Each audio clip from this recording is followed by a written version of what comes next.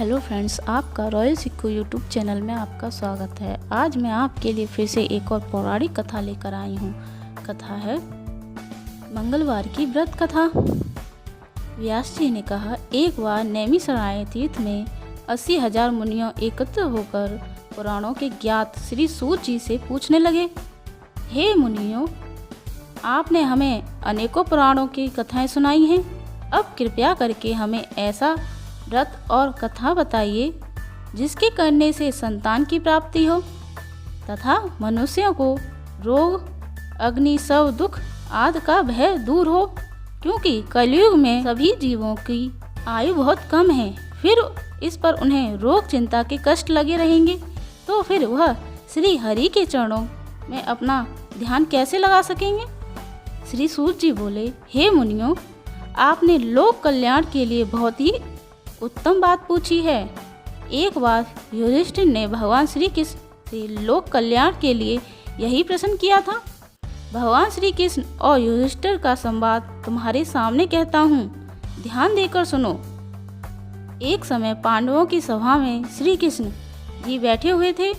तब युधिष्ठिर ने भगवान श्री कृष्ण से प्रश्न किया, हे प्रभु, हे नंदन, हे गोविंद, आपने मेरे लिए अनेकों कथाएं सुनाई हैं जिसके करने से मनुष्य के रोग चिंता का भय समाप्त हो और उसको पुत्र की प्राप्ति हो। हे प्रभु, बिना पुत्र के जीवन व्यर्थ है। पुत्र के बिना मनुष्य नरगामी होता है। पुत्र के बिना मनुष्य प्रत्यक्षण से छुटकारा नहीं पा सकता और न ही उसका पुनः नामक नगर में उद्धार हो सकता। अतः पुत्र दापक व्रत बतलाइए। श्री कृष्ण भगवान बोले, हे राजन, मैं एक प्राचीन इतिहास सुनाता हूँ, आप उसे ध्यानपूर्वक सुनो। प्राचीन समय में कुंडलपुर नगर में नंदा नाम का एक ब्राह्मण अपनी पत्नी सुनंदा के साथ रहता था। ब्राह्मण दंपति को धन धान्य आदि किसी भी चीज़ की कमी नहीं थी, बस कमी थी तो संतान की। वो हमेशा दुखी रहा करते थे। संतान प्राप्ति के लिए एक दिन ब्राह्मण हनुमान जी पूजा अर्चना के लिए वन की ओर चले गए और ब्राह्मणी घर पर ही बजरंगबली की पूजा अर्चना करने लगी। ब्राह्मण की पत्नी ने मंगलवार व्रत रखना शुरू कर दिया और शाम को भोग लगाकर हनुमान जी को अर्पित करने के बाद स्वयं भी प्रसाद ग्रहण कर लेती। लेकिन एक दिन मंगलवार को कोई और व्रत पड़ गया और वह ब्राह्मणी बजरंगबली का व्रत न कर सकी, उस व्रत को ही कर के रह गई। शाम को उसने प्रसाद भी नहीं बनाया। वह अपने मन में यह प्रण लेकर सो गई कि अगली मंगलवार तक वह जब तक हनुमान जी को भोग नहीं लगा लेती वह कुछ भी नहीं खाएगी।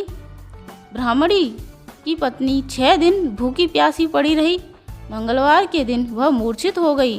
तब बजरंगबली उसकी श्रद्धा और निष्ठा को देखकर बेहद प्रसन्न हुए और उसे दर्शन दिया और उससे बोले कि वह उसके व्रत और तप से बेहद प्रसन्न है और वह एक सुंदर बालक को जन्म देगी जो तुम्हारी बहुत सेवा करेगा। और हनुमान जी अपने बाल रूप को दर्शन देकर अंतर्ध्यान हो गए। सुंदर बालक पाकर ब्राह्मणी बहुत खुश हुई। उसने बालक का नाम मंगल रखा।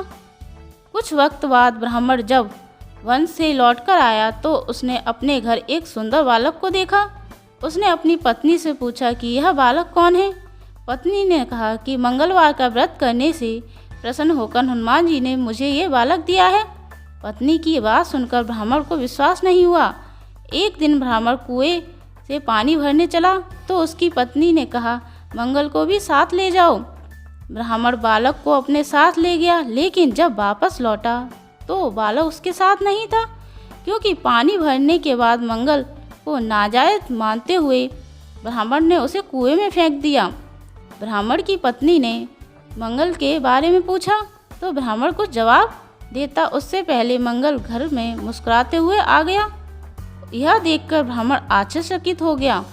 उसी रात बजरंगबली ने ब्राह्मण को स्वप्न दिया कि यह बालक मेरा बाल रूप है और तेरी पत्नी की भक्ति से प्रसन्न होकर मैंने उसे यह वरदान स्वरूप दिया है। के बाद ब्राह्मण को अपनी गलती का एहसास हुआ।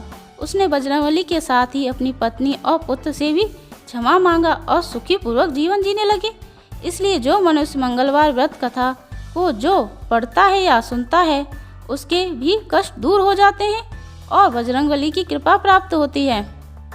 जय जय जय बजरंगबली, जय श्री राम।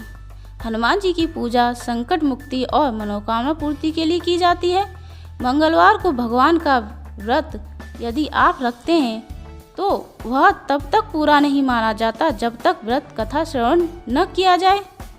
सभी भगवान की पूजा के लिए एक विशेष दिन निर्धारित किया गया है।